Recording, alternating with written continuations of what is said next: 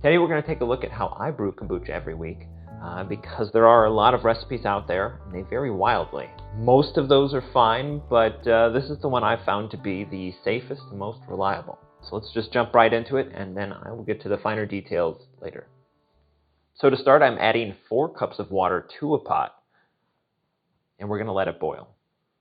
Once it's up to a boil, we're going to cut the heat and add 6 bags of black tea. We're going to cover this and just let it steep for about 15 minutes. Once that 15 minutes is done, we're going to remove the tea bags and stir in a cup of sugar. Then we're just going to let it get down to room temperature. And this is going to be our sweet tea. We're making a small concentrated batch of it just because this is the most time-consuming part of the process. We have to boil it, but then we have to let it cool back down to room temperature so that it won't hurt our bacteria and yeast. Some time has passed, our tea has cooled down, I've bottled my kombucha for the week, and we're ready to start a new batch. So I've portioned off 2 cups of my kombucha from the last batch, but if I didn't have it, I could use a raw kombucha from the grocery store, or I could purchase a kombucha starter online. That should come with about 2 cups of liquid as well. To this I'm going to add our sweet tea, which I've diluted out a little bit just to help it cool down, but we're still going to need to add a little bit of water to get that up to 1 gallon. I do have a 1 gallon mark here on my vessel, but I'm going to go a little bit under, because I've also saved my pellicle in a little starter here as well. If you're not familiar, this is the pellicle. Think of it as a fun little hat that the kombucha wears. It hasn't really been shown to be good or bad, but I think it's fun. And then I add a little bit of starter on top, just to make sure that nothing tries to get inside on top. And now we're going to cover it all with a finely knit cloth. It's important that it's finely knit because the problem isn't that bugs will crawl their way inside. The problem is that they'll land on top and then drop eggs inside. Microfiber will prevent that from happening. And you want an elastic band or a rubber band so that nothing can crawl up and under. So a towel will not work, but these covers, they're everywhere from kombucha shops to breweries to Etsy. These work great. I've heard a coffee filter and a rubber band also works great. Probably is ruined if you get it wet, but at least they're cheap and it might hold you over until you're sure if you want to continue with the hobby. And then the last thing I do is that I use a heating belt. It just wraps around like this. You adjust it into the middle of your brew, and then you can just set the temperature up and down to get it wherever you need it. I generally keep mine at about 82 to 85 degrees because that tends to help the bacteria more while still being fine for the yeast. It's very easy for the yeast to take over, and it kind of makes everything cloudy and it produces some off flavors. So I try to help the bacteria whenever I can. And we're using a belt instead of a heating pad for the same reason. The yeast tend to lie at the bottom dormant, and if we heat the bottom, we're going to be primarily helping them. By using a belt, we're helping the bacteria. It's nice that you can adjust it depending on your particular needs. And then the very final step is just to wait for it to be ready. And it is, unfortunately, the most difficult part. You can test the pH, generally waiting for it to be about 2.5 to 3.5. But I find that's a very difficult way to go about it because, for one, most test strips for pH are very cheap and they're not very accurate. For another, the pH of the kombucha does fluctuate over the course of a day, and then it also just doesn't drop in a linear way. It's not going to steadily decrease at an even rate. You kind of just have to keep testing. You could buy a digital pH reader, but then you have to recalibrate it pretty often, and I just find that's not worth it. I think the very easiest way is just to dip in something like a pipette, a straw, a spoon, doesn't matter if it's metal, and just to take a taste. And what you're looking for is not for it to be a little sour or more sour than sweet. Even if it's your first time, you want to think, oh, that's absolutely done. It's not something most people are comfortable doing. Even if you've done it a lot, it's a little difficult to know if it's sour enough. And you definitely always want to lean in having it to be more sour. The more sour it is, the lower the pH, the safer everything's going to be. The problem most people run into is they cut it too short. It's not acidic enough, it's not safe enough. And when they start their next batch, it's much slower. And by the time they get to their third batch, the only thing that's really growing is mold. When you're using more starter and when you let it get more sour, you protect it by letting it both get very acidic, but then also letting this fill with organisms. Those two things combined are going to keep this very safe. And we make safe, healthy booch so that we can make reckless booch later.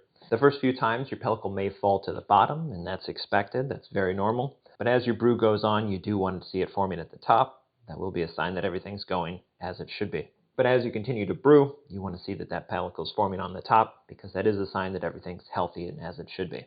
So if I can give any advice, it's that you continually taste this. Taste it as it's fermenting, taste it as you're bottling, and then taste it after it's done carbonating, because that's when you would drink it. Easier said than done, but I promise it'll make you a better booch. This whole process from start to finish, this is called the primary fermentation. This is combining sweet tea with our starter to produce kombucha. Once this is finished and we move it to bottling for carbonation and flavoring, that's going to be our second stage of fermentation.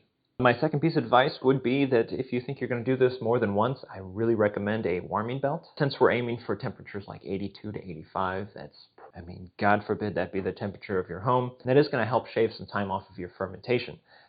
For me, this dropped it from about 10 to 11 days to about 6 to 7 days. So even if that saves just 3 days fermentation, I run about 100 batches a year, so it saves me quite a bit of time.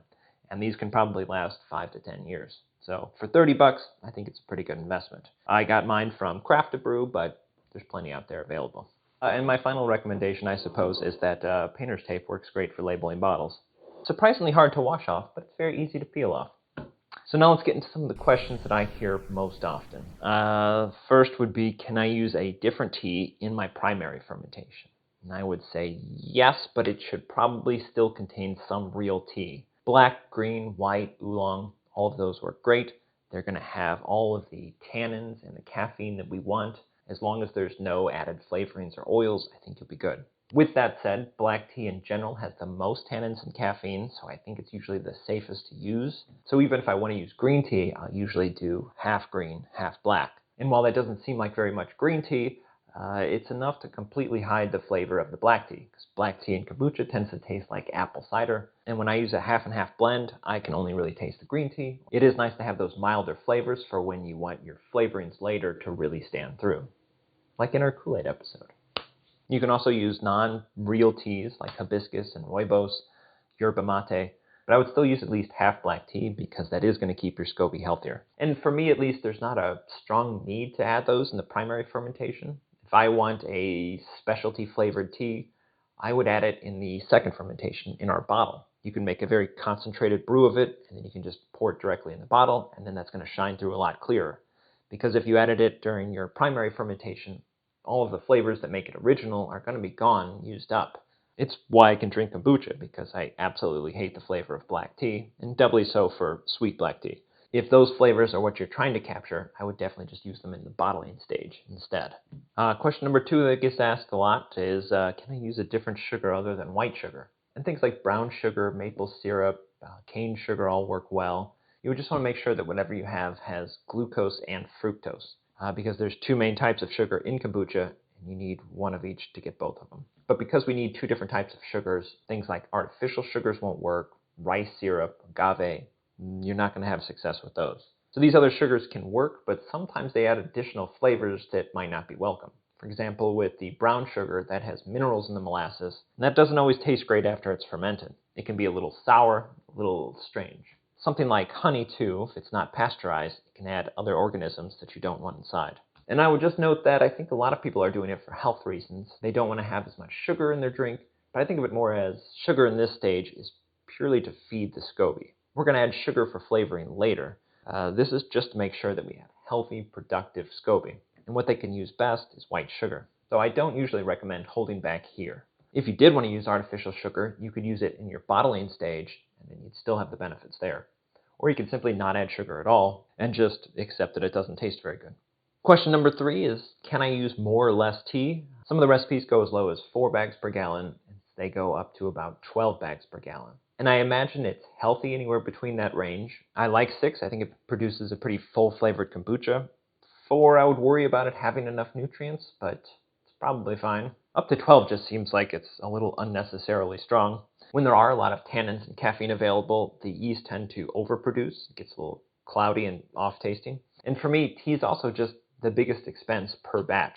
Granted, it's about 2 cents per bottle, but to double it for no real reason, I think it would be hard to accept. So it's not a huge expense, but I haven't really felt the need to double it yet. For number 4, a lot of people also ask, can I add more or less sugar? And kind of like before, I don't think this is the stage to cut sugar. I think I would do that in the bottling stage. You want to make sure that you have a healthy SCOBY, and then you can play around with the flavor later. It's going to be plenty acidic by the end of it, no matter what you do. Although I would hesitate to add more sugar because too much of it can make the yeast go dormant, and the yeast are producing the alcohol that the bacteria need to produce acid. So you can slow down the entire process if you overwhelm them.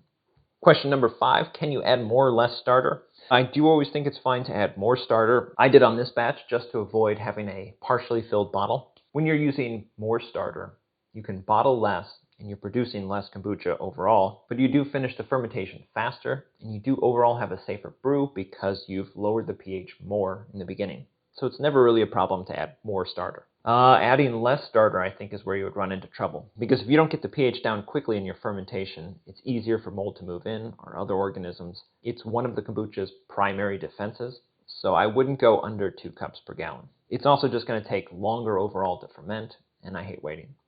Question number 6, fermentation temperature. Like I said, I like 82 to 85 degrees. I think that tends to be the best for the bacteria. But anywhere between about 75 to 85, the kombucha will do fine. If it's warmer, the fermentation will go faster. If it's colder, it'll go slower.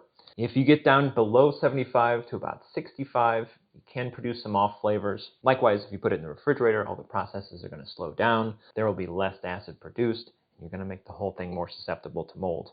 At 85 and above, kind of the same thing. You'll stress out the SCOBY. It's not going to produce as well. It's going to produce too quickly, and it's going to produce extra off flavors. Question number 7, sanitation. If you saw, the only thing I wiped down on this bottle was the lid because everything else is exposed to the kombucha and exposed to pretty acidic kombucha. So for one, I filled this bottle back up so quickly that there's never a time this is exposed to anything other than acidic brew. If I was going to let it sit out for a while, I would probably re-sanitize it. Vinegar, soap and water, a brewing sanitizer, all of it works great. I do use sanitizer on my bottles, but it's purely because I have it. If I ever miscount and I need more bottles, I don't even bother with it. They're just all washed with water. Can't stress enough that having this very acidic, very thriving culture protects from most anything you're going to run up against. The next question that comes up the most is this mold? And I have no idea. All of your pellicles look weird to me. I'm almost never looking at my own. When I did have mold, there were perfectly circular blue discs floating on top. And I asked someone, but it really wasn't a question. It was more just for sympathy. If you're really not sure if you have mold, just ask someone online. Reddit would love to answer that for you. Can you make tea in advance? Yes, sweet tea should be okay for about 1 to 2 weeks in the fridge.